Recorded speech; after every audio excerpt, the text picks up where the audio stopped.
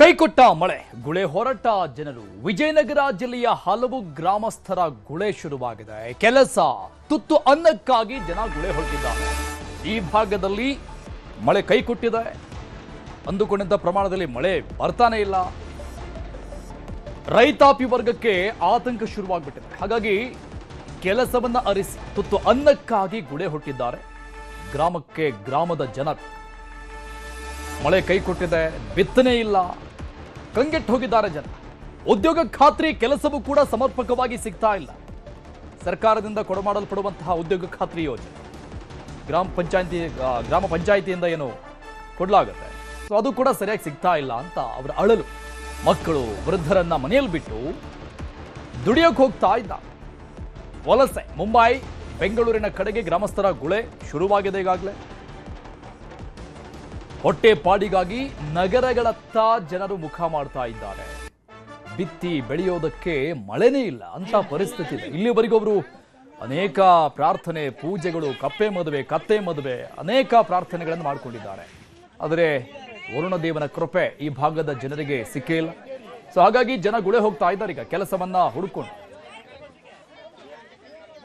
ಈ ಅಜ್ಜಿಯ ಮನೆ ಇವರು ಮಕ್ಕಳ ವಿಜಯನಗರ ಜಿಲ್ಲೆಯಲ್ಲಿ 119 ತಾಂಡಗಳಿದ್ದು ಪ್ರತಿ ತಾಂಡಗಳಿಂದ ಗುಳೆ ಹೊರಡಲು ಕಾರಣ ಸಿದ್ಧತೆಗಳಾಗಿದೆ. ಕಾರಣ ಇಷ್ಟೇ, ಯಾವುದೇ ಕೆಲಸಗಳಿಲ್ಲ. ಈ ಹಿಂದೆ ಬಿತ್ತನೆ ಆಗಿರುವ ಜೋಳ, ರಾಗಿ, ಮೆಕ್ಕೆಜೋಳ ಯಾವುದು ಹುಟ್ಟೇ ಇಲ್ಲ. ಇನ್ನು ಮುಂದೆ ಶೇಂಗಾ ಬಿತ್ತನೆ ಮಾಡಲಿಕ್ಕೂ ಯಾವುದೇ ಉತ್ತಮವಾದ ಮಳೆ ಇಲ್ಲ. ಹಾಗಾಗಿ ಎಲ್ಲಾ ಜನಗಳು ಗುಳೆ ಹೊರಟಿದ್ದಾರೆ. ಗುಳೆ ಹೊರಡುವಾಗ ತಮ್ಮ ಮಕ್ಕಳನ್ನು ಹಾಗೂ ವಯೋವೃದ್ಧರನ್ನು ಮನೆಗೆ ಬಿಟ್ಟಿದ್ದಾರೆ. ನಮ್ಮ ದುರಂತ. ನಮಗೆ ಯಾವುದೇ ತರಹದ ಕೆಲಸಗಳಿದೆ, ಉದ್ಯೋಗ ಖಾತ್ರಿ ಕೆಲಸಗಳನ್ನು ಮೊದಲೇ ಸಿಕ್ಕಿಲ್ಲ. ಮತ್ತು ನಮಗೆ ಶಿಕ್ಷಣದ ತುಂಬಾ ದೊಡ್ಡ ಕೊರತೆ ಇದೆ. ಕಾರಣ ನಾವು ಮೂಲ ಸ್ವತಂತ್ರದಿಂದ ನಮ್ಮ ಎಲ್ಲಾ ಹಟ್ಟಿ ಹಾಡಿ ತಾಂಡಗಳಲ್ಲಿ ಇದುವರೆಗೂ ನಮಗೆ ಹಕ್ಕುಪತ್ರಗಳು ಸರಿಯಾಗಿ ಸಿಕ್ಕಿಲ್ಲ.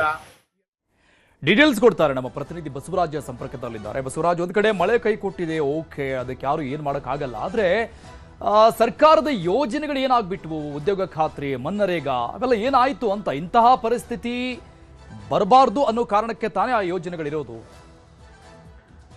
ಖಂಡಿತ ಅರುಣ್, ಮುಂಗಾರು ಮಳೆ ಕೈಕೊಟ್ಟಿರ್ತಕ್ಕಂತ ಹಿನ್ನೆಲೆಯಲ್ಲಿ ಅದರಲ್ಲೂ ವಿಶೇಷವಾಗಿ ವಿಜಯನಗರ ಜಿಲ್ಲೆಯ ಕೂಡ್ಲಿಗಿ ತಾಲೂಕು ಬಹುತೇಕ ಮಳೆಯಾಶ್ರಿತ ಬೆಳೆಗಳನ್ನೇ ಕೂಡ್ಲಿಗಿ ತಾಲೂಕಲ್ಲಿ ಬೆಳೆದಿರ್ತಕ್ಕಂಥದ್ದು. ಯಾವುದೇ ನೀರಾವರಿ ಮೂಲ ಕೂಡ ಕೂಡ್ಲಿಗಿ ತಾಲೂಕು ಇದುವರೆಗೂ ಕೂಡ ಇಲ್ಲ. ಯಾಕಂತಂದ್ರೆ ಅಲ್ಲಿ ಮಳೆ ಇದ್ರೆ ಮಾತ್ರ ಬೆಳೆಗಳನ್ನ ಬೆಳಿಲಿಕ್ಕೆ ಸಾಧ್ಯ. ಆದ್ರೆ ಆರಂಭದಲ್ಲಿ ಒಂದೆರಡು ಮಳೆಗಳಾಗಿರ್ತಕ್ಕಂಥ ಹಿನ್ನೆಲೆಯಲ್ಲಿ ಅಲ್ಲಿ ಮಳೆಯಾಶ್ರಿತ ಬೆಳೆಗಳನ್ನ ಕೂಡ ರಾಗಿ, ಜೋಳ, ಹತ್ತಿ ಈ ರೀತಿಯ ಬೆಳೆಗಳನ್ನ ಕೂಡ ರೈತರು ಬೆಳೆದಿರ್ತಕ್ಕಂಥದ್ದು. ಆದ್ರೆ ಈಗ ಸಂಪೂರ್ಣವಾಗಿ ಕಳೆದ 20 ದಿನಗಳಿಂದ ಕೂಡ ಮಳೆ ಕೈಕೊಟ್ಟಿರ್ತಕ್ಕಂಥ ಹಿನ್ನೆಲೆಯಲ್ಲಿ ಬೆಳೆದಿರ್ತಕ್ಕಂಥ ಬೆಳೆಗಳು ಕೂಡ ಒಣಗಿ ಹೋಗಿರ್ತಕ್ಕಂಥದ್ದು. ರೈತರಿಗೆ ಬೇರೆ ಕಡೆ ಕೂಲಿ ಕೆಲಸ ಮಾಡ್ಲಿಕ್ಕೆ ಕೂಡ ಯಾವುದೇ ಕೆಲಸ ಕೂಡ ಇಲ್ಲ. ಆ ನಿಟ್ಟಿನಲ್ಲಿ ಕೂಡ ಅನಿವಾರ್ಯವಾಗಿ ಆ ಭಾಗದ ತಾಂಡದಲ್ಲಿ, ಅದರಲ್ಲೂ ವಿಶೇಷವಾಗಿ ತಾಂಡದ ನಿವಾಸಿಗಳು ಕೂಡ ಈಗಾಗಲೇ ಅದರಲ್ಲೂ ಮಲೆನಾಡು ಭಾಗಕ್ಕೆ ಜೊತೆಗೆ ಹಾಸನ, ಬೆಂಗಳೂರು, ಮುಂಬೈ ಅಂತ ಪ್ರದೇಶಗಳಿಗೆ ಗುಳೆ ಹೋಗ್ತಕ್ಕಂಥದ್ದು ಕೂಡ ಇಲ್ಲಿ ಸಾಮಾನ್ಯವಾಗಿ ಕಾಣ್ತಾ ಇರತಕ್ಕಂಥದ್ದು. ಯಾಕೆಂತಂದ್ರೆ ರೈತರಿಗೆ ಕೆಲಸ ಇಲ್ಲ. ಮತ್ತೊಂದು ಕಡೆ ಬೆಳೆದಿರ್ತಕ್ಕಂಥ ಬೆಳೆಗಳು ಕೂಡ ಸಂಪೂರ್ಣವಾಗಿ ಒಣಗಿ ಹೋಗಿರ್ತಕ್ಕಂಥ ಹಿನ್ನೆಲೆಯಲ್ಲಿ ಈಗ ಜನರು ಕೂಲಿ ಹರಿಸಿ ಗುಳೆ ಹೋಗ್ತಕ್ಕಂಥ ಪರಿಸ್ಥಿತಿ ಕೂಡ ನಿರ್ಮಾಣ ಆಗಿರ್ತಕ್ಕಂಥದ್ದು. ಈಗ ಸಂಪೂರ್ಣವಾಗಿ ತಾಂಡಗಳು ಕೂಡ ಖಾಲಿ ಆಗಿರ್ತಕ್ಕಂಥ ವಾತಾವರಣ ಕೂಡ ಇರ್ತಕ್ಕಂಥದ್ದು. ಚಿಕ್ಕ ಮಕ್ಕಳನ್ನ, ವೃದ್ಧರನ್ನ ಕೂಡ ಅವರು ಮನೆಯಲ್ಲೇ ಬಿಟ್ಟು ಕೂಲಿ ಹರಿಸಿ ಗುಳೆಗೆ ಹೋಗ್ತಕ್ಕಂಥದ್ದು ಕೂಡ ಇಲ್ಲಿ ಸಾಮಾನ್ಯವಾಗಿ ಕಾಣ್ತಾ ಇರತಕ್ಕಂಥದ್ದು. ಆದ್ರೆ ಸರ್ಕಾರ ಈ ರೀತಿಯಾಗಿ ಗುಳೆಯನ್ನ ತಪ್ಪಿಸಲಿಕ್ಕೆ ಕೂಡ ಉದ್ಯೋಗ ಖಾತ್ರಿ ಯೋಜನೆಯನ್ನ ಕೂಡ ಜಾರಿ ಮಾಡಿದ್ರು ಕೂಡ ಇಲ್ಲಿ ಸಮರ್ಪಕವಾಗಿ ಉದ್ಯೋಗ ಖಾತ್ರಿ ಯೋಜನೆ ಕೂಡ ಜಾರಿ ಆಗಿಲ್ಲ ಅನ್ನೋದು ಆ ಒಂದು ತಾಂಡ ನಿವಾಸಿಗಳು ಕೂಡ ಆರೋಪ ಆಗಿರ್ತಕ್ಕಂಥದ್ದು. ಆ ನಿಟ್ಟಿನಲ್ಲಿ ಗುಳಿಯನ್ನ ತಪ್ಪಿಸ್ಲಿಕ್ಕೆ ಜಿಲ್ಲಾಡಳಿತ ಇಲ್ಲಿ ಮುಂದಾಗಬೇಕಾಗಿದೆ. ಅವರಿಗೆ ಮಕ್ಕಳಿಗೆ ಶಿಕ್ಷಣ ಆಗಿರ್ಬೋದು, ಜೊತೆಗೆ ಅವರಿಗೆ ಅಲ್ಲೇ ಒಂದು ಉದ್ಯೋಗ ಖಾತ್ರಿ ಮೂಲಕ ಒಂದು ಉದ್ಯೋಗನ ಸೃಷ್ಟಿ ಮಾಡ್ತಕ್ಕಂಥ ಕೆಲಸಕ್ಕೆ ಜಿಲ್ಲಾಡಳಿತ ಈಗ ಮುಂದಾಗಬೇಕಂತ ಪರಿಸ್ಥಿತಿ ನಿರ್ಮಾಣ ಆಗಿದೆ. Thank you Basavaraj. ಡೀಟೇಲ್